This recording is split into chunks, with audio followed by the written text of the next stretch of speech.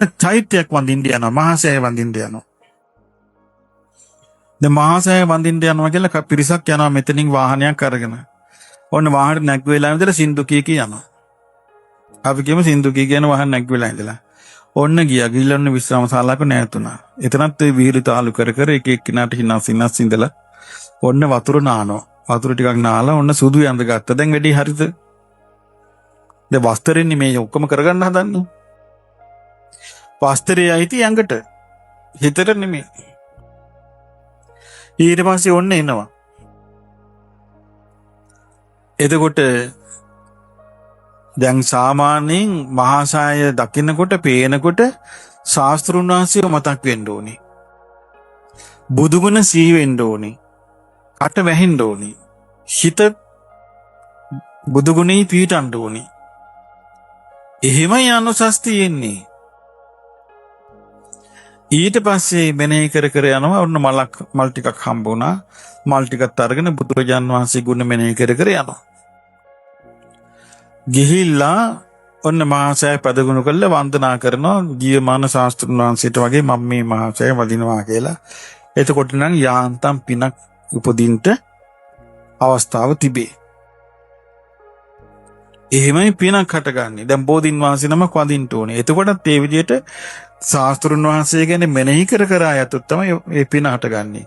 පිනේ ස්වභාවය මොකද්ද? හරියට පින හටගත්තා නම් සිතේ උපදිනවා අමුතු ප්‍රීතියක්. හරියට පින හටගත්තා නම් හිතේ මොකද්ද උපදින්නේ? අමුතු සන්තෝෂයක් උපදිනවා. ඒකට කියනවා පිනා යනවා කියලා. ඇතුලෙන් hina වෙනවා වගේ හිත ඇතුලෙන් hinaවක් එනවා. ඒක තමයි පින හරියට හටගත්තා නම් වෙන්නේ. ඒක ඇවිල්ලා නැත්තම් පින පිහිටලා නැහැ. එමේ අඳුන ගන්න ඕනි. අන්තිමට ඔක්කො වීඩම් කරපුවා ගැන කතා කරන්නේ. ඊට පස්සේ ෆොටෝ එකක් ගන්න මේ අපි ඉන්නවා කියලා ෆොටෝ එකක් ගන්න කල්පනා කරන්නේ. ෆොටෝ එක බලලා පින මතු කරන්න බෑ. අපි කියමු දැන් අපිට මේ පිනේ අනුස්මරණීය අවස්ථාවක් අපි මේකේ පින්තූරයක් ගන්න ඕනේ අපිට සිහි කරන්න කියලා. එහෙම පින මතු වෙන්නේ නැහැ. හරියට පින දැන් ඔබ දානයක් දුන්න කියමු. ඔන්න දැන් අපි කියමු ලොකු දානයක් නෑ කරගන්න විදියක් නෑ. නමුත් අපිට 5 නමක් වඩම ගන්න පුළුවන් කියමු. 7 නමකුත් බෑ.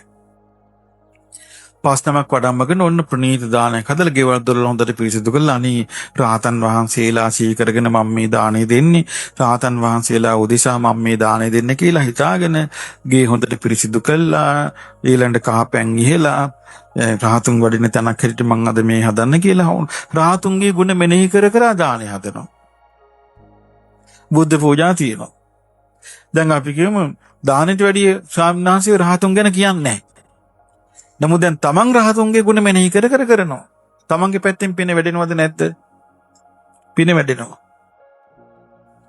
ඊට පස්සේ ඔන්න දානේ පූජා කරනවා. අනේ රහතුන් වහන්සේ බුද්ධ ශාසනයේ ගෞතම බුද්ධ ශාසනයේ වැඩ සිටියේ සාරිපුත්ත මොග්ගල්ලානාදී රහතන් වහන්සේලා සිහි කරගෙන මිහිඳු මහ රහතන් වහන්සේ සිහි කරගෙන මම මේ දාන දෙන්න කියලා රහතුන්ගේ ගුණ සිහි කර දාන දෙනවා.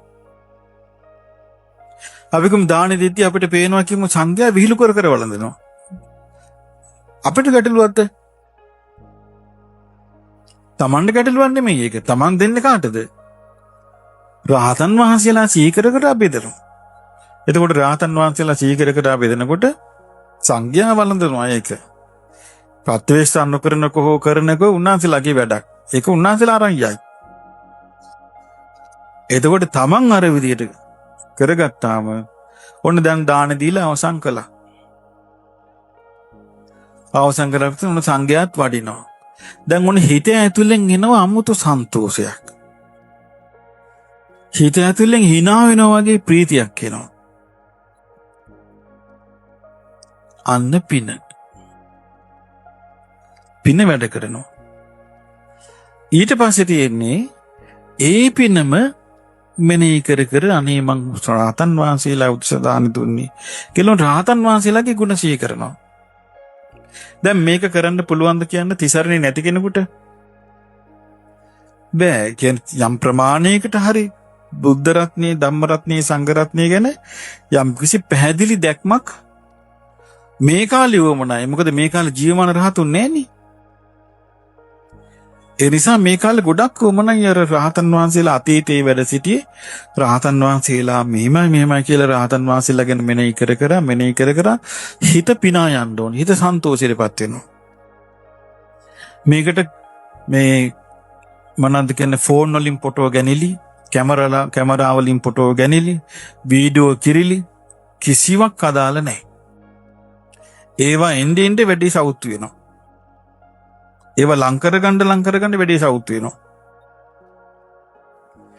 මේක කරන්න තියෙන මේ වගේ කරාට පස්සේ හිත ඇතුලෙන් පිනා යනවා. සන්තෝෂ වෙනවා. ආන්ගේ හිත ඇතුලෙන් යන පිනා යෑම තමයි ඒක ඇතුණාට පස්සේ ඒක ඇඟටත් දැනෙනවා හිතටත් දැනෙනවා. ආන්ගේ හිත සතුටින් ඉන්නකොට පින. ඒ පිනේ අකුසල් පීඩන්නේ නැහැ. ඒ විදියට සීලයක් රැක්කත් දානයක් දුන්නත් චෛත්‍යයක් වැන්දත් ත්‍රිවිධ රත්නය වන්දනා කළත් බෝධියක් වැන්දත් ඒ විදියට හිත ඇතුලින් මේ හිත ඇතුලෙන් hina වෙනවා වගේ සතුටක් එනවා නම් ඒ පින කළාට පස්සේ ඒක තමයි පින. ඒ පින පවත්ව ගන්න පුළුවන් වුණොත් එයාට දෙවියන් අතර උරුමයි. ඒ වගේ පිනක් ඇති කරගත්තොත් දෙවියන් අතර උරුමයි. සත්පුරුෂ භූමිය කියලා බුදුරජාණන් වහන්සේ වදාළේ දිව්‍ය ලෝකේ. ඒක උරුමයි. ඒව නැත්තම් ඔය ගේ මුල්ලක තමයි. ඒ මරණින් මත්තේ ගේ මුල්ලක නවතී එතනින් යන්න බෑ.